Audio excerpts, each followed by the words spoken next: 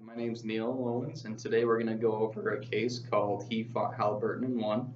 And this case follows a director of technical accounting research at Halliburton, whose name is Tony Menendez. Menendez, in the course of his stint at Halliburton, he found that the company had been practicing some unethical and illegal procedures for recognizing revenue um, that had been illegal for the last 6 years since the issuance of SAB 101, which spells out the criteria for bill and hold arrangements. What was happening was Halliburton was um, recognizing revenue for equipment that hadn't been built yet.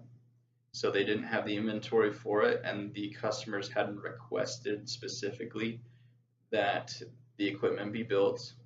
For one, they didn't order the equipment, and they didn't request that it be put on a build on hold, and they didn't have any inventory to set aside specifically for that arrangement, which is also a criteria for the SAB 101, and they didn't have any risk. This customer who would purchase the equipment didn't have any risk in that equipment because the inventory wasn't set aside.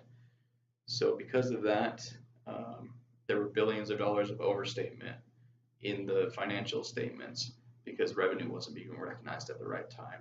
So we're going to go over the steps that Tony took to try to resolve this issue.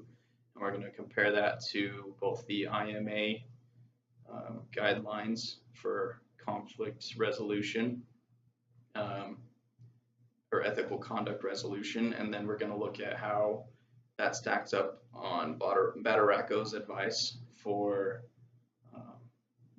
confronting ethical issues as well. So first off, when you're confronted with an ethical issue, the first thing to do is just to try to use the policies and procedures already set into place by your company to resolve the issue. And in this case, that just happened to be that for Tony, it would be to go to his immediate superior, who was this chief accounting officer. So steps 1 and 2 were one and the same. So he took it to the chief accounting officer, who agreed that that should be resolved and done away with so that they could do the proper procedures for recognizing revenue. He took it to the other executives, and they also agreed. But what happened was over the next few months, they decided to kind of sweep it under the rug and continue using that bill and hold arrangement, the recognition of revenue that they had already been doing, even though it was in direct violation of SAB 101. So Tony was forced to then take the next step in the IMA guidelines, which he should have gone straight to the audit committee to let them know that this was going on so that they could exert their control over the executives. But what he did was he kind of switched these last two steps around. First thing he did was he went to the SEC, sent them a notice that, hey, this illegal practice is happening in my company. You guys need to investigate this. When nothing happened, he then sent the same notice, a similar notice, to the audit committee. And when he did that, things didn't go well for him because the audit committee then sent his name to the executives, which kind of violates any whistleblower laws that they had or policies that they had, because he should have remained anonymous. And then those executives then distributed his name to the rest of the company as being the whistleblower for this revenue recognition issue. So over the next few years, he was in a large legal battle to try to right these wrongs that had been done. One, the illegal use of the bill and hold arrangements, and two, the illegal practice of not keeping him anonymous as the whistleblower.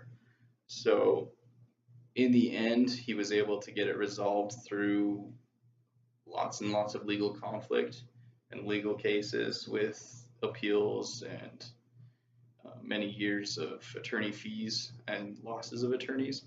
But in the end, he kind of took Badaracco's advice and took the time to consider all his options and do some research and make sure that what was happening with these bill and hold arrangements was indeed incorrect. So he waited till tomorrow, put it off till tomorrow because he could verify that what needed to be done was change. The company needed to change their policies. He also went and picked his battles because he knew after he had done that research that this battle needed to be fought. He needed to do what was right by the company and by the stakeholders in that company. Luckily for him, he didn't need to bend the rules because it wasn't a right versus right situation. He knew what was right, he knew what needed to be done, and didn't have to bend the rules on that. And similarly, he tried to compromise by giving the executives the option to make the change necessary, but was unsuccessful. And basically his compromise was to quit the company and find work elsewhere. In the process, he was able to find a good job at somewhere that valued his values and moral and ethical standpoints. So in the end, I think he did a good job, even though in the IMA guidelines he switched a few steps around.